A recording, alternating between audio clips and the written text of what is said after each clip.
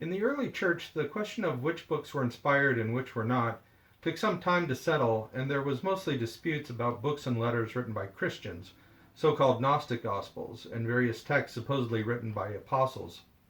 It was not until a series of local councils of bishops and the Pope in the 4th century that the exact number of books which would be considered inspired was finally agreed on.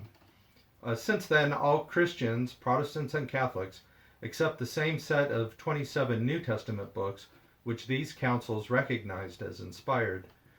But when the Pope and these councils of bishops determined the makeup of the Old Testament, they recognized as inspired the Greek version of the Old Testament called the Septuagint.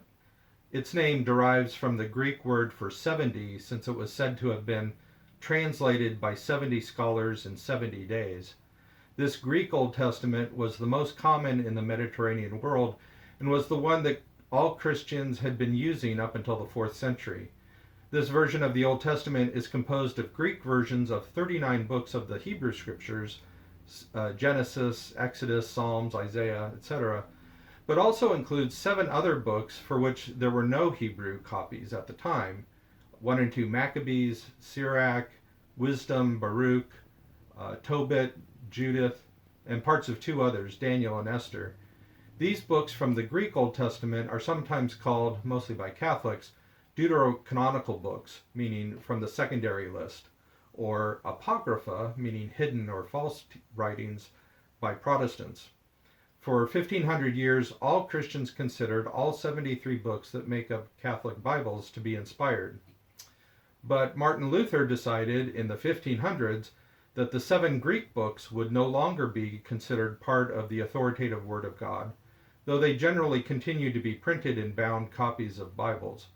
The official reason being that they were not originally written in Hebrew. As it turns out, Hebrew versions of some of these books, Sirach and Tobit, were discovered in the 1940s and 50s among the Dead Sea Scrolls. But unofficially, some of these texts, Wisdom and 2 Maccabees, mention praying for the souls of the dead, implying they are in purgatory, something that Martin Luther opposed. Luther also did not consider the New Testament books Hebrews, James, and Revelation to be inspired, but later Protestants nevertheless have still included them in their Bibles. To correct this new tradition that Martin Luther came up with, the Catholic Church at the Council of Trent in 1545 finally and authoritatively defined the Bible as containing all 73 books identified by the original councils in the 4th century. So the Catholic Bible contains all 73 books that have always been considered inspired by Christians, and it was Martin Luther who removed the 7 books from the Greek Old Testament, and he did that in the 16th century. But that's an interesting question. If you have other questions about the Catholic Church teachings or practices, be sure to let me know in the comments, and I will address it in future Cups of Joe. Thanks.